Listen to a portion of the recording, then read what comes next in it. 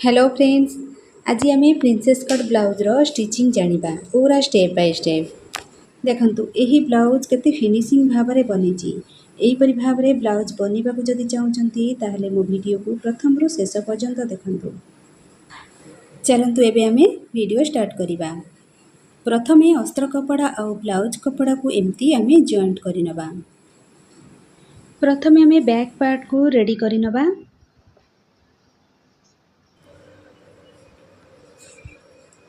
अस्त्र कपड़ा सहित मेन कपड़ा जॉइंट कर सारा पर बेकर आकार जमी अच्छी आम कड़ साइड्रे गोटे सिलाई एमती पकईनबा। आउे आम बड़का कपड़ा जो बाहर अच्छी आम साइज करके कटिंग करनबा। एबे आम बैक पार्ट को एमती साइज करके रखिबा। आउ बेकर आकार जमी अच्छी आम एबे कटिंग करनबा। आउे अंटार प्लेट पकईनबा।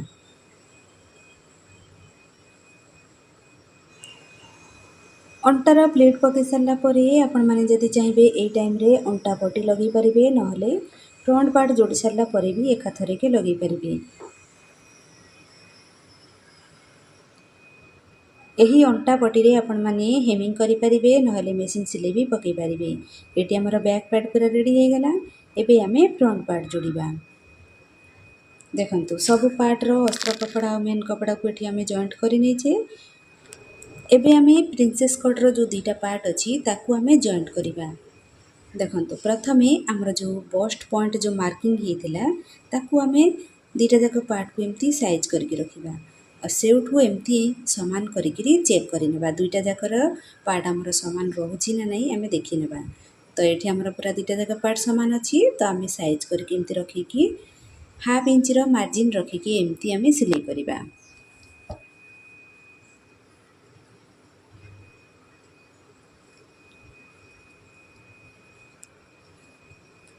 एथिरे सब बेले डबल सिलाई ही पकेबे।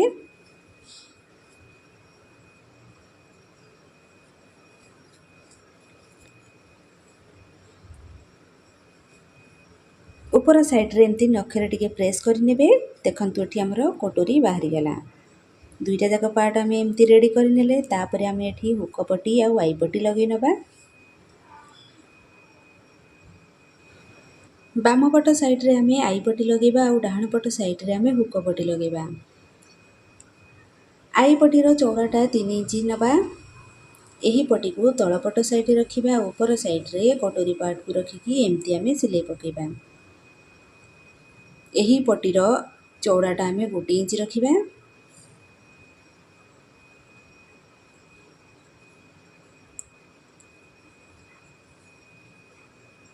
डाहाण पट साइड्रे आम हुक पट्टी लगेबा। हुक पट्टीर चौड़ाटा 1 इंच किंबा 1.5 इंच नबा। यही पट्टी को यही ब्लाउज रो ऊपर साइड रखिकी आम एठी एमती सिलाई करिबा। गोटे सिलाई एमती पकई सारा पर यही पट्टी को भीतर आड़ को एमती फोल्ड करी हेमिंग करिबा नहले मेसीन सिलाई भी करि परिबा। हुक आउ हाई पट्टी बनी सारा पर दुईटा जाक पार्ट को एमती साइज करके रखिकी चेक करिबा। जदि कौनसी पार्ट एठी बड़ हो जाउथिबो ताहले ताको आमे साइज करके कटिंग करिनबा। एबे आमे दुईटा जाक पार्ट को एमती साइज करके रखिबा। एठी आमे आर्म होल रो शेप देबा। बैक पार्ट को नेबा। बैक पार्ट साइज रे आमे फ्रंट पार्ट रो आर्म होल को शेप देबा। देखंतु एमती साइज करके रखिबा। बैक पार्ट रो आर्म होल ठारू फ्रंट पार्ट रो आर्म होल रो डिस्टेंस आमर जेमती हाफ इंच रो रहिबा दरकार। तो देखंतु एठी आमर 2 सुत पाखापाखि अच्छी तो आम आउ टिके एमती शेप देके आम कटिंग करनबा।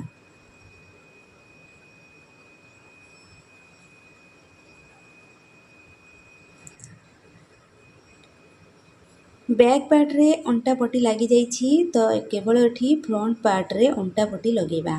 तो बैक पार्ट हिसाब रे आम एठी फ्रंट पार्ट रे मार्क करनबा। और सही सीधा हिसाब रे से जो आम लाइन टाणिबा से लाइन सीधा रे ही आम अंटा पट्टी लगेनबा।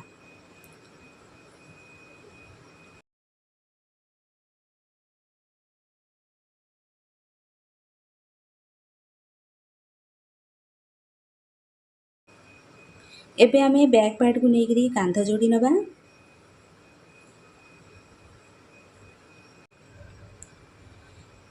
तापरे आम एठी बेकरे पट्टी लगेबा। 1 इंच चौड़ार क्रॉस पट्टी नबा।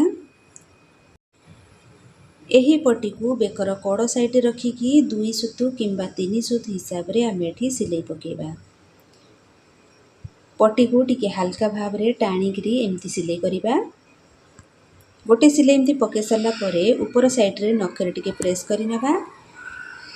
बेकर चारिकर एमती छोट छोट कट लगेबा। तापरे ए पट्टी को एमती फोल्ड करिकरी जेतिकी आवश्यक हेमिंग पई कपड़ा रखिकी फोल्ड करिकी ता ऊपर साइड रे आ गोटे एमती सिलाई करिबा, जहा द्वारा कि हेमिंग कला टाइम रे हमको सहज होई थाए। एबे आमे हाथ लगेबा पूर्वरु ब्लाउज को एमती चेक करिबा। देखंतु आर्महोल साइड और फिटिंग पाख साइड रे जदी कपड़ा हमर साइज हिथिबो ताले ताको हमें साइज करि नबा। तो एठी हमर असाइज नाही काहे कि ना हमें पूर्वरु चेक करि नेथिले। एबे हमें हाथ लगेइ नबा। कांधर सिलाई भाग ऊपर हाथर मिडिल भाग को एमती रखिबा और सेउठू सिलाई एमती स्टार्ट करिबा। गोटिए साइज रो ही हमें सिलाई पकेबा। कोठी कम किंबा अधिका एमती सिलाई न करिकी जदि आमे हाफ इंच रो सिलाई पकेबा तो सेही हिसाब रे ही आमे हाथर एपट नै कि सेपट पर्यंत गोटिए साइज रो ही सिलाई पकेबा, जहा द्वारा कि हाथर फिनिशिंग आसी थाए। एमती सिलाई कर साला परे ऊपर साइड रे एमती नखरे प्रेस करि नबा। जदि डीप नेक बनौछंती कांध पाखरे एमती गोटे पट्टी करिकी हुक लगेबे, जहा द्वारा कि कांधर ब्लाउज रो कांध जदि टिके लूज थाए ताहले ए पट्टी साहाय्य रे ब्रा सहित एमती रखिकी हुक लगे नेबे, जहा द्वारा कि कांध जमार खसिबनी पूरा फिटिंग हेकी रहिबो। ब्लाउज रो सीधा पट साइड रु कड़ साइड रे अंटाठू नेगिरी हाथ पर्यंत एमती गोटे सिलाई पकेबा। सिलाई मुह पूरा गुम हेकी रहिबो। तापरे आमे एठी फिटिंग लगेबा। ब्लाउज को उल्टा करिकी रखिबा। अंटार माप और छातीर माप जतिकी थिबो तार 4 भाग रे गोटे भाग एठी मार्क करिबा।